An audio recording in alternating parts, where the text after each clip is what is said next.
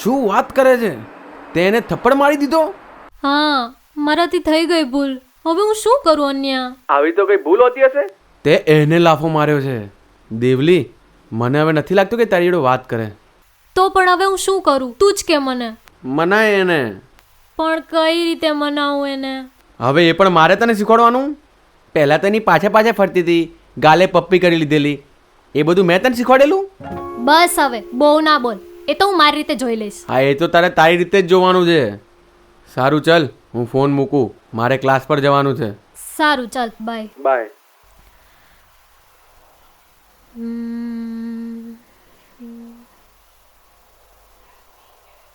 હા હા.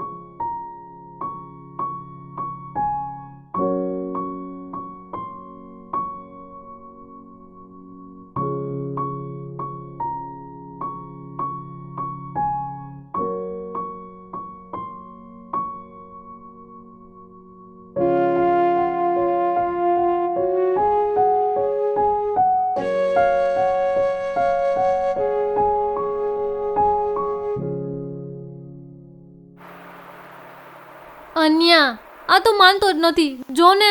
મેં તો તને પહેલાં જ કીધું તું, મારો ભાઈબંધ છે, હું એને વધારે સારી રીતે ઓળખું. પણ ના, મેડમ તો જઈને લાફો મારીને આવતા રહ્યા. પણ થઈ ગઈ ને ભૂલ. હવે હું શું કરું?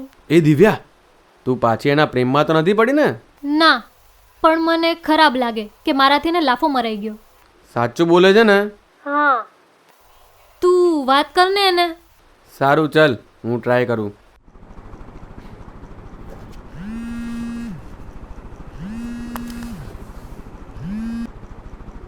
તારે જો એની જ વાત કરવી હોય ને મારા ભાઈ, તો તું ફોન મૂકી દેજે. હા, પણ તું એની સાથે વાત કર ને. કીધું ને તને અનિકેત, મારે એના વિશે કોઈ જાતની વાત નથી કરવી, કંઈ પણ થાય. પણ દેવલા, આવું તો કંઈ હોતું હશે યાર. હવે હું તારી જોડે બી વાત કરવાનું બંધ કરી દઉં ને, એ પહેલા દિવ્યાની વકીલાત કરવાનું મારી સામે બંધ કરી દેજે મારા. અરે પણ મૂક ફોન. અરે હલો હલો.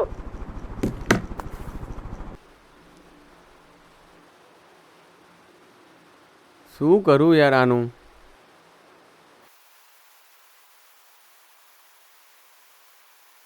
હલો દિવ્યા, મેં વાત કરી પણ એ નથી માનતો. તો હવે? તું જોઈ લેજે હવે. સારું. તું એક કામ કર. શું? એની ગમતી વસ્તુઓ કર. હા. ચલ બાય.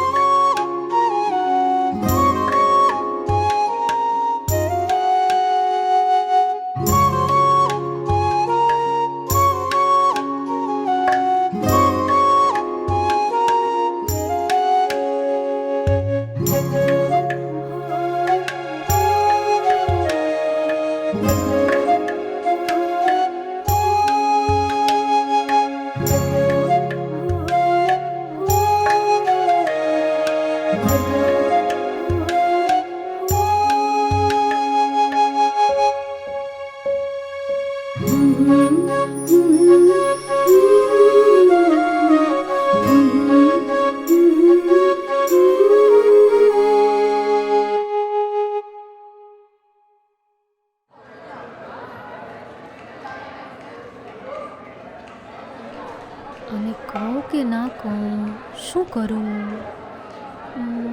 કહી દઉં. પૂજા, મને પેલો પફ બહુ ભાવ્યો હતો, મસ્ત હતો. હા તો જઈએ આજ ખાવા? મારી પાસે પૈસા નથી. હો, અરે હું ખવડાવીશ તને. ખરેખર? હા, પણ તારે મારી એક હેલ્પ કરવી પડશે. શું? મારે છે ને દેવાંશને ખાલી એકવાર સોરી કહેવું છે, તો તું મારી હેલ્પ કરીશ? પણ આમાં હું શું કરી શકું?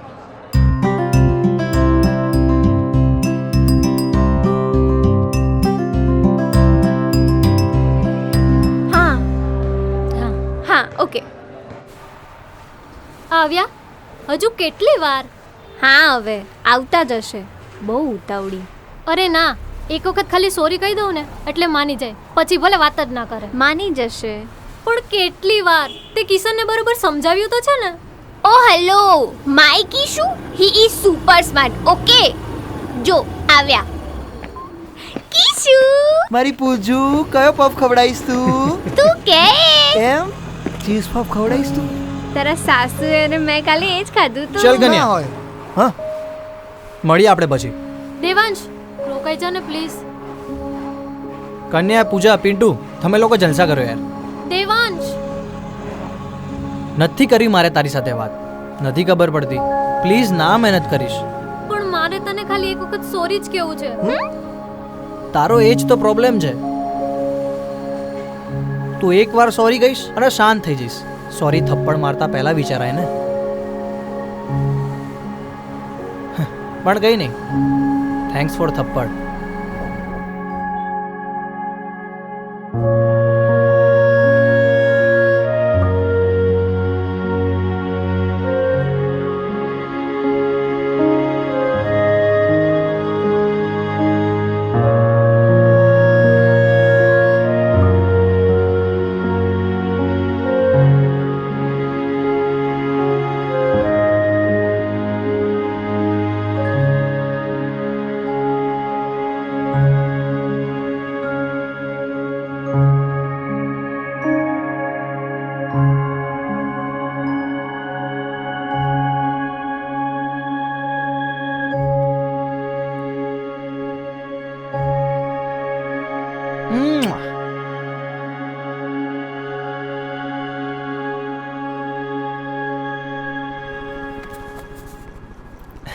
શું વાત છે ને, હવે ભણવા જોડે પહેલા જેવો પ્રેમ થઈ ગયો લાગે છે, હે ને?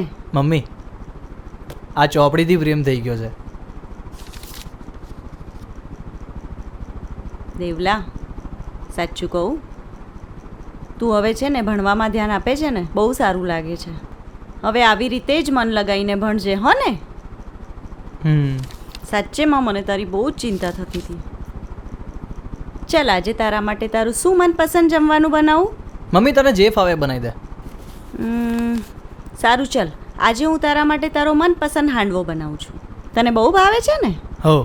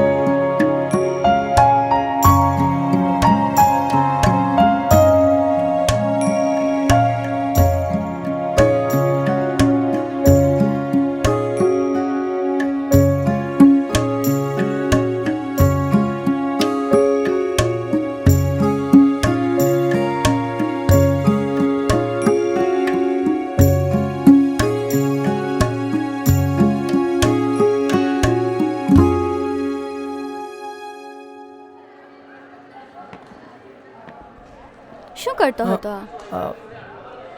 હું કંઈ નહીં. તો આ શું લખ્યું છે બોર્ડ પર? આ તો કવિતાઓ. તે લખી? કોના માટે લખી? અરે, મને આ કવિતાઓ લખતા નથી આવડતું. હું એકદમ સીધો છોકરો છું. હા, મને આવું કોઈના માટે કરતા ના આવડે. સાચું બોલ, નહીં તો મારા પપ્પાને કહી દઈશું. અને તને ખબર જ છે કે મારા પપ્પા તારા ક્લાસ ટીચર છે. એ પ્લીઝ તું યાર આવું ના કરીશ યાર. તું મહેતા સરને ના કહીશ. એમનો હું ફેવરિટ સ્ટુડન્ટ છું યાર. હા, કંઈ નહીં, તો કહી દઈશું. પછી તને ખબર જ છે કે શું થશે. ના ના, હું કહું છું. એકચ્યુઅલીમાં એવું છે ને કે આ બધી કવિતાઓ છે ને કોઈકે લખેલી છે અને આ બુક મેં જૂનામાં લીધી હતી. તો એક છોકરીએ આ કવિતાઓથી મને એના ફ્રેમમાં પાડી દીધો છે. પણ એના બોર્ડ પર લખવાથી શું ફાયદો? અરે, એ છોકરી કદાચ આ જ ક્લાસમાં ભણે છે. એ કઈ રીતે? જો, તારા પપ્પા એટલે કે મહેતા સર મોસ્ટ ટાઈમથી સવાલ હોય ને એના પહેલા લેટરની આગળ સ્ટાર કરીને રાઉન્ડ કરી દે છે. વિચાર, એ છોકરી 11માંથી 12માં આવી છે. ઇન્ટેલિજન્ટ. પણ તને કેમ ખબર કે એ છોકરી જ છે? છોકરો પણ હોઈ શકે ને. બે આવી બધી કવિતાઓ છોકરો જ લખે, મને ખબર છે. પણ છોકરાઓ પણ લખે જ છે ને. એ યાર તું યાર આવું ના બોલ મગજની. સારું સારું, મને એમ કે એમના 2-3 વર્ષ જૂના સ્ટુડન્ટ્સ બી છે, ટ્યુશન સ્ટુડન્ટ્સ બી છે, અને હું પણ હોઈ શકું. લે બીજાની તો ખબર નહીં, પણ તને આટલી સારી સારી કવિતાઓ લખતા તો ના જ આવડે. ચલ જા હવે. હા બુક ડોટ ડાયો.